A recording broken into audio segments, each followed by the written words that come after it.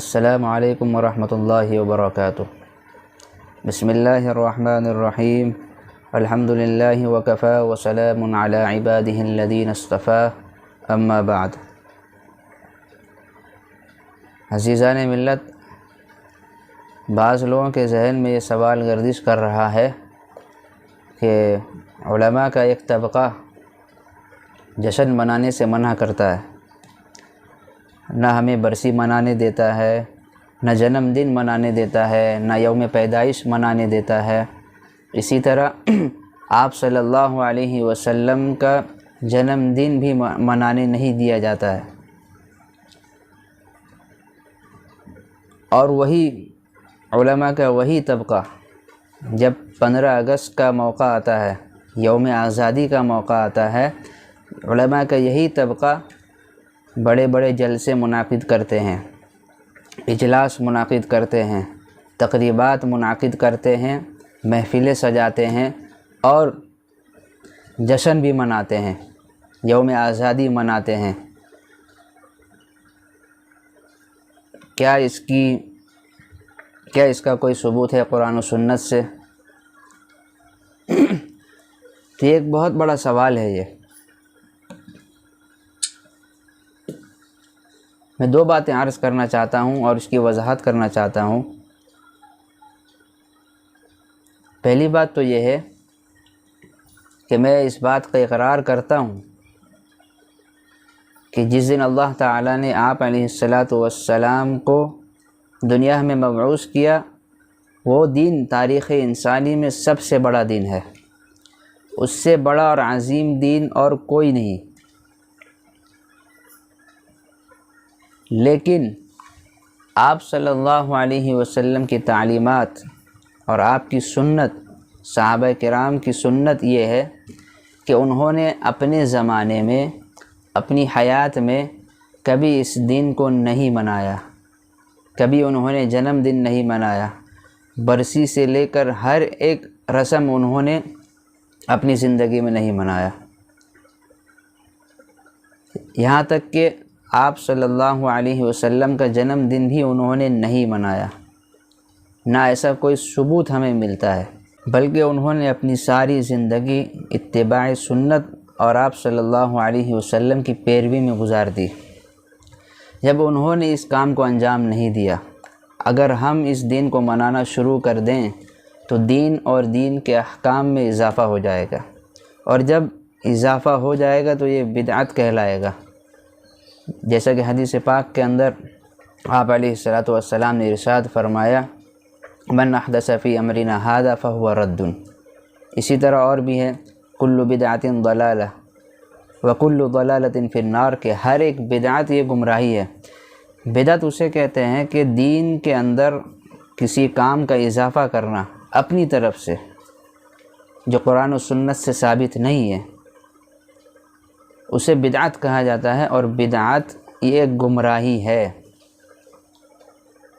اور چونکہ عید میلاد النبی ایک مذہبی معاملہ ہے، مذہبی تقریب ہے، اسے مذہب کے نام پر منایا جاتا ہے اور اسے دین کا حصہ سمجھتے ہوئے منایا جاتا ہے، جبکہ یہ دین کا حصہ نہیں ہے۔ اور جب کوئی شخص اس کو دین کا حصہ سمجھ کر مناتا ہے تو یہی تو دین میں اضافہ کرنا ہوتا ہے۔ لہذا اسی وجہ سے ہمارے علماء اکابر نے اس کے منانے کا اہتمام نہیں کیا۔ جہاں تک یوم آزادی 15 اگست کا تعلق ہے، یہ کوئی مذہبی اور دینی تقریب نہیں ہے، مذہب کے نام پر اسے نہیں منایا جاتا، بلکہ یہ ایک ملکی تقریب ہے۔ جو بھی شخص اسے مناتا ہے وہ یہ سمجھ کر مناتا ہے کہ یہ ایک ملک کی تقریب ہے، ملک کی آزادی اور اس کی نشانی کے طور پر منایا جاتا ہے۔ چونکہ ہندوستان ایک ملک ہے جو اللہ تعالیٰ نے ہمیں عطا کیا ہے، اور یوم آزادی ہم ملکی تقریب کے طور پر مناتے ہیں، لہذا یہ بدعت نہیں ہوا۔ جب بدعت نہیں ہوا تو اس کے منانے میں کوئی حرج بھی نہیں ہے۔ دلائل کی ضرورت اس وقت پڑتی ہے جب کسی امر کا تعلق، کسی کام کا تعلق مذہب سے ہو، دین سے ہو، وہاں دلائل کی ضرورت پڑتی ہے۔ کیا یہ قرآن و سنت سے ثابت ہے یا نہیں؟ وہاں یہ سوال کیا جاتا ہے۔ اور یہ تقریب جو ہے اس کا تعلق مذہب سے نہیں ہے، شریعت سے نہیں ہے، اسلام سے نہیں ہے، بلکہ اس کا تعلق ملک سے ہے، ملک کے معاملات سے ہے، اور اسے دین کا حصہ سمجھ کر نہیں منایا جاتا، نہ اس کے اوپر ثواب کی کوئی امید کی جاتی ہے۔ سیاست حکمرانوں کی ہے، لیکن ریاست ہماری ہے، جو اللہ کی ایک عظیم نعمت ہے۔ ہمارے حالات کتنے ہی خراب کیوں نہ ہوں، لیکن ہم اس تقریب کو منائیں گے، اور اس یوم آزادی کا جشن ہم منائیں گے اور آگے بھی مناتے رہیں گے۔ اور ہم کیوں نہ منائیں، کیونکہ اس ملک کو آزاد کرانے میں علماء دیوبند کی کتنی بڑی قربانی ہے، اس کا آپ اندازہ نہیں لگا سکتے۔ آج 75واں یوم آزادی ہے، 75 سال ہونے کو ہیں ہندوستان کو آزاد ہوتے ہوئے، اور اس کے پیچھے لوگوں نے اپنے خون کی نہریں بہائی ہیں۔ علماء دیوبند نے اپنے خون کو پانی کی طرح بہایا ہے اس ملک کو آزاد کرانے میں۔ ہم ان کی قربانیاں کیسے بھول سکتے ہیں؟ جنگ آزادی میں علماء دیوبند کی ایک لمبی تعداد ہے جسے بیان کرنا مشکل ہے، اس کے لیے کافی وقت چاہیے۔ میں کچھ جھلک آپ کے سامنے پیش کرتا ہوں۔ اکابر علماء دیوبند میں سے حاجی امداد اللہ مہاجر مکی، اسی طرح حضرت مولانا قاسم نانوتوی، حضرت مولانا رشید احمد گنگوہی، اسی طرح فرزندان دارالعلوم دیوبند شیخ الہند حضرت مولانا محمود حسن دیوبندی، مولانا حسین احمد مدنی، مولانا عبید اللہ سندھی، مولانا منصور انصاری، مولانا فضل ربی، مولانا محمد اکبر، مولانا احمد اللہ پانی پتی، مولانا احمد اللہ سیو ہاروی رحمہم اللہ تعالی، ان سب کو ہم کیسے فراموش کر سکتے ہیں؟ ان سب کی قربانی ہم کیسے بھول سکتے ہیں؟ شیخ العربی والعجم حضرت مولانا حسین احمد مدنی رحمۃ اللہ علیہ فرماتے ہیں کہ جب شیخ الہند کو مالٹا جیل کے اندر قید کر دیا گیا، بند کر دیا گیا، انگریز ان کو تہہ خانے میں لے جاتے اور لوہے کی تپتی ہوئی گرم سلاخیں ان کی کمر پر مارتے اور کہتے تھے کہ اے محمود حسن، تم انگریز کے حق میں فتویٰ دے دو۔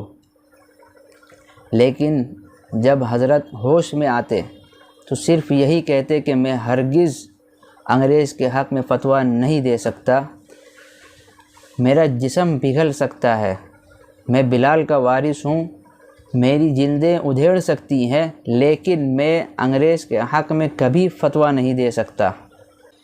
اور شیخ الہند کی تحریک میں بے شمار علماء کرام کی لسٹ ہے، فہرست ہیں، جیسا کہ مولانا منصور انصاری، مولانا فضل ربی، اسی طرح مولانا فضل محمود رحمۃ اللہ علیہ، اسی طرح مولانا محمد اکبر رحمۃ اللہ علیہ، حضرت مولانا عبد الرحیم رائے پوری رحمۃ اللہ علیہ، مولانا محمد احمد، مولانا محمد صادق، شیخ عبد الرحیم سندھی، مولانا احمد اللہ پانی پتی، ڈاکٹر محمد انصاری، ان کے علاوہ مولانا محمد علی جوہر، مولانا ابوالکلام آزاد، حضرت مولانا احمد علی لاہوری رحمۃ اللہ علیہ مجمعین جیسی ہستیاں شیخ الہند کی تحریک میں شامل تھے، انہوں نے ان کی تحریک میں شرکت کی، لہذا ان تمام کی قربانیوں کو سلام پیش کیا جا سکتا ہے، اور ان کی قربانیوں کو ہم لوگ تا دم حیات اپنی اپنی یادوں میں باقی رکھیں گے۔